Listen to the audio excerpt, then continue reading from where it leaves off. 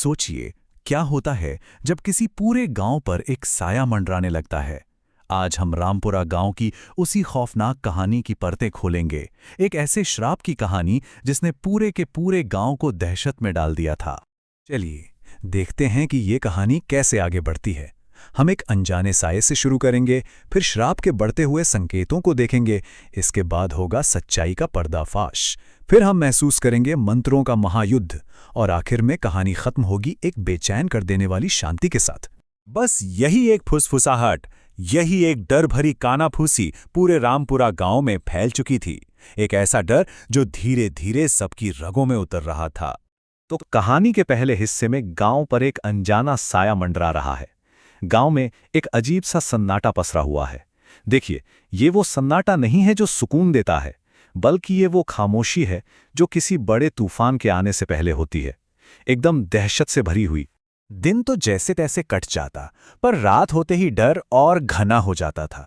गांव के लोग एक जलती हुई लालटेन के चारों तरफ इकट्ठा हो जाते और उनके चेहरों पर एक ही खौफ दिखाई देता। और यहीं से कहानी में पहले सुराग आने शुरू होते हैं।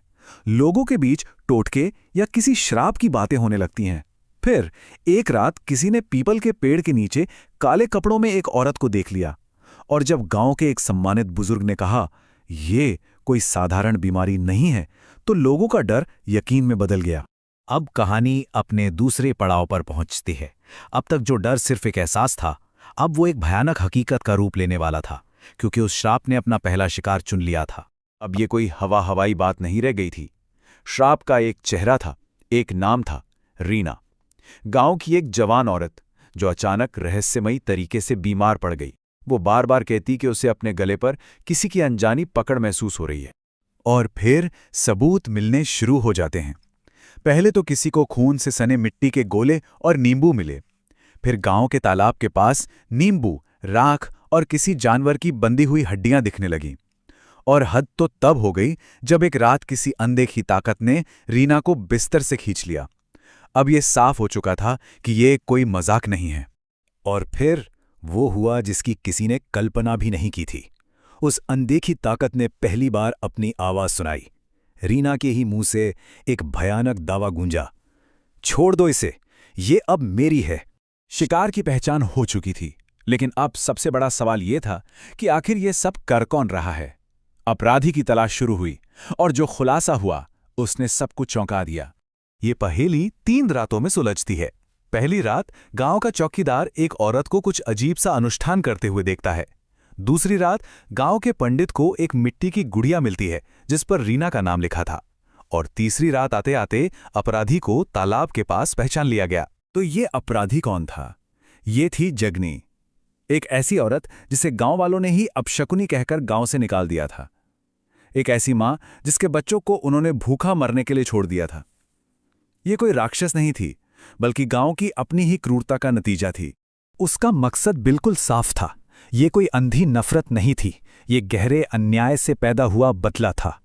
उसने कहा, तुम सब ने मुझे निकाल दिया, अब मैं एक एक से बदला लूंगी। और अब हम पहुंचते हैं कहानी के सबसे अहम मोड़ पर। वो घड़ी आ गई थी जहां अच्छाई और बुराई की ताकतों के बीच एक सीधी टक्कर होनी थी, एक महायुद्ध। जगनी ने पंडित को सीधे सीधे चुनौती दी। उसे अपनी ताकत पर पूरा भरोसा था।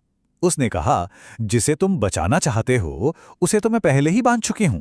तो देखिए, ये लड़ाई 2 अलग अलग ताकतों की थी।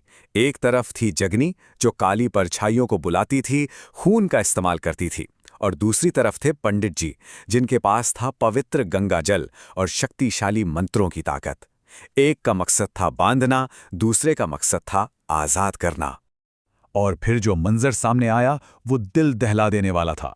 वश में की हुई रीना वहां आई। उसकी आंखें पूरी तरह सफेद हो चुकी थी। उसने अपने ही पति पर हमला कर दिया और चिल्लाई, मैं अब इंसान नहीं हूं। तभी धुएं में से 3 काली परछाइयां निकली जिनकी आंखें खून की तरह लाल थीं। इसी पल पंडित जी ने अपना अंतिम जाप शुरू किया। और तभी वो पल आया जिसने सब कुछ बदल दिया। जैसे ही पंडित जी ने पवित्र गंगा जल छिड़का, वो शापित घड़ा जो जगनी की सारी शक्ति का स्रोत था, एक जोरदार धमाके और आग की लपटों के साथ फट गया।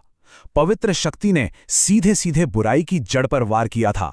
लड़ाई तो खत्म हो गई, पर क्या कहानी भी खत्म हुई? श्राप टूट चुका था, लेकिन गांव पर एक बेचैन कर देने वाली शांति छा गई थी। डर का साया अभी भी बाकी था।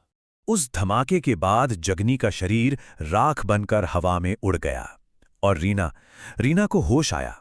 वो कुछ समझ नहीं पा रही थी, लेकिन अब वो उस शैतानी कब्जे से पूरी तरह आजाद थी। लेकिन देखिए, सिर्फ जगनी को हराना काफी नहीं था। उस श्राप ने पूरे गांव पर एक आध्यात्मिक दाग छोड़ दिया था। उसे मिटाने के लिए सभी गांव वालों ने मिलकर शुद्धि की। एक बड़ा हवन किया गया और पूरे गांव में पवित्र जल छिड़का गया ताकि बची खुची बुराई भी साफ हो जाए। सब कुछ ठीक हो गया था, लेकिन एक खौफनाक सवाल हवा में तैरता रहा कि शायद जगनी की आत्मा को अब भी शांति नहीं मिली है। ये एक इशारा था कि भले ही जंग जीत ली गई हो, पर अन्याय से पैदा हुई नफरत का साया शायद अब भी वहीं कहीं भटक रहा है। तो ये कहानी हमें एक बहुत ही मुश्किल सवाल पर लाके छोड़ देती है। जब किसी के साथ हुए अन्याय का बदला एक भयानक श्राप बन जाए, तो फिर असली दोषी कौन है? क्या वो जगनी थी, या फिर वो पूरा गांव जिसने जगनी को ऐसा बनने पर मजबूर किया? Like, comment, share, and subscribe.